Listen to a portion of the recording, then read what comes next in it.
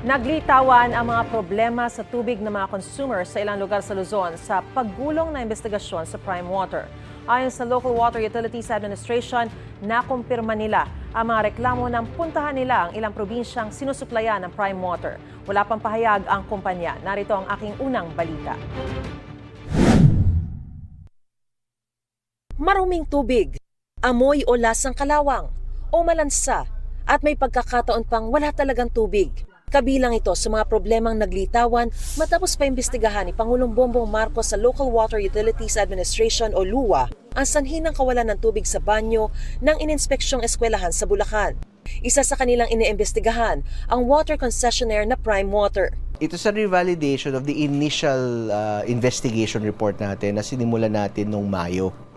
So parang naulit lang. Well, the water concessionaire is not doing enough to fix this issue, no? Kasi ang daming nagagalit because of the service.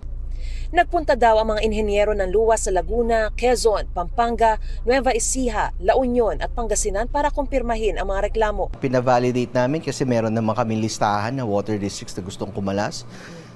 Pinapunta namin yung mga tao namin doon, pina-certify namin sa LUWA engineers namin and representatives that this is actually happening. Pinatotohanan namin yung mga reklamo ng residente. Isinasapinal na raw ng LUWA ang kanilang report na naglalaman ng kanilang mga natuklasan, pati mga rekomendasyon na nakatakda raw nilang isumite sa Pangulo ngayong linggo. Ang Prime Water may halos 100 joint venture agreements sa mga water districts sa buong bansa. Hinihingan na namin ng tugon dito ang Prime Water pero hindi pa sila nagbigay ng sagot kaugnay sa mga reklamong ito. Pero handa raw itong makipagdialogo. Nagsumite na rin daw sila ng catch-up plan sa LUWA para tugunan ang mga problema. Basically, the catch-up plan consists of engineering works and water supply. No, yun ang number one nila. So yung time frame niyan iba-iba depending sa engineering difficulty ng per water district. Ayon sa LUWA, hindi rin daw agara ng mga solusyong ito, kaya hinahanapan pa rin daw nila ng solusyon ng problema ng mga consumer.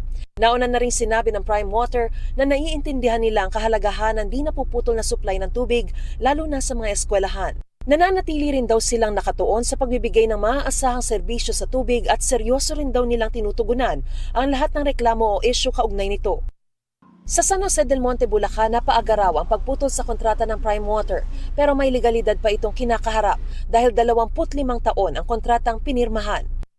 May mekanismo na raw ngayon ang LUWA para bantayan at parusahan ang mga water concessionaire na hindi tumutupad sa mga patakaran. It has to be a practical solution, di ba? Napakadaling sabihin natin tatanggalin yan. But it will not bring water to those people. Has to be a practical solution. That's why we're aiming for short-term and systemic long-term solutions here. Ito ang unang balita. Mariz Umali para sa GMA Integrated News.